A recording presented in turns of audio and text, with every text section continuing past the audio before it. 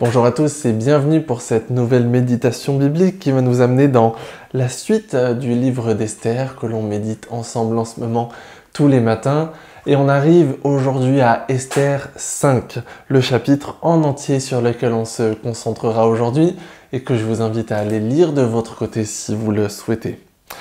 Dans ce chapitre, Esther finit par faire ce qu'elle avait dit au chapitre 4, c'est-à-dire qu'elle se présente devant l'empereur au péril de sa vie. Parce que si l'empereur n'approuve pas sa présence, elle peut mourir. Mais l'empereur a moyen de lui manifester qu'il approuve qu'elle soit là si il lui tend son sceptre. Et c'est exactement ce qui va se passer. Il lui tend son sceptre. Et non seulement ça, mais il va lui dire « Tu t'es présenté devant moi, tu dois avoir une requête, quelle est ta requête ?»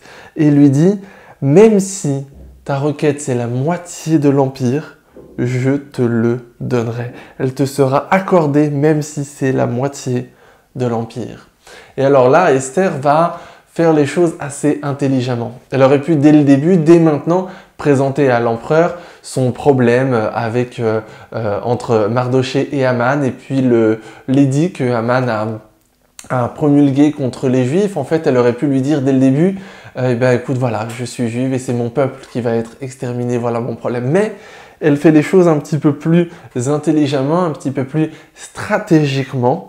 Elle va simplement, dans un premier temps, demander à l'empereur qu'il vienne avec Aman à un festin qu'elle organise.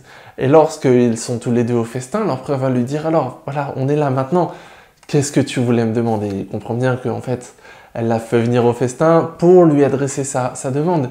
Et elle lui dit, écoute, revenez tous les deux, Aman et toi, au festin que j'organiserai demain. Et là, je te dirai quelle est ma demande. Alors, l'empereur et Aman acceptent de revenir le lendemain pour entendre la demande. Et la demande, on la verra un petit peu plus loin, au chapitre 7. Mais j'aimerais qu'on se concentre un petit peu sur la réaction d'Aman face à tout ça.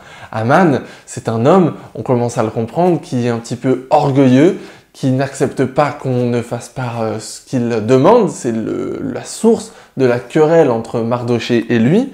Et là, qu'il soit invité à un festin chez l'impératrice où les deux seuls invités sont l'empereur et lui, alors là, mais c'est plus ses chevilles ne sont plus en train d'enfler, elles sont vraiment, elles ont atteint des tailles complètement démesurées. Son orgueil est au plus haut. Alors qu'est-ce qu'il fait le soir même? En fait, il invite sa femme et ses amis, et puis devant eux, il se vante. Il parle de toutes ses richesses, il parle de ses fils, il dit mais regardez, même quand l'impératrice fait un festin, elle invite qui? Elle invite l'empereur et moi. Oh là là, qu'est-ce que je suis grand, qu'est-ce que je suis fort, qu'est-ce que je suis riche. Mais en rentrant chez lui, il était aussi passé devant Mardochée. Et Mardochée, sur son passage, ne s'était pas levé, ne l'avait pas salué. Et il est encore énervé contre ce Mardochée qui ne lui montre pas l'honneur que tous les autres lui rendent. Et, excusez-moi, et il dit tout ça à sa femme et à ses amis. Regardez ce Mardochée, j'en ai marre, il m'énerve. Et en fait, tous ses amis et sa femme vont lui dire, mais écoute, fais-le pendre. Comme ça, ce sera fini. Tes soucis avec Mardochée seront terminés. Et il décide de suivre leur conseil, il décide de le faire pendre. Et en fait, Aman, à ce moment-là, lui, reste complètement aveugle à tout ce qui est en train de se mettre en place petit à petit sous ses yeux, sous ses propres yeux. Il est complètement aveugle à ce que Dieu est en train de faire dans un premier temps, mais aussi à Mardochée qui petit à petit en fait est en train de monter comme personnage plus important dans ce récit, mais aussi comme personnage plus important aux yeux de l'empereur. Il est aveuglé par sa rage et par sa colère. Et il ne voit pas que lui, il est en train de s'engouffrer dans une voie qui n'est pas la bonne et que ça va le mener à sa perdition. Alors ce matin, gardons l'exemple d'Aman comme un contre-exemple justement. Une attitude dans laquelle il ne faut pas s'engouffrer. Une attitude dans laquelle qu'il ne faut pas suivre. On a parfois le droit d'être en colère, d'être enragé, peut-être même parfois.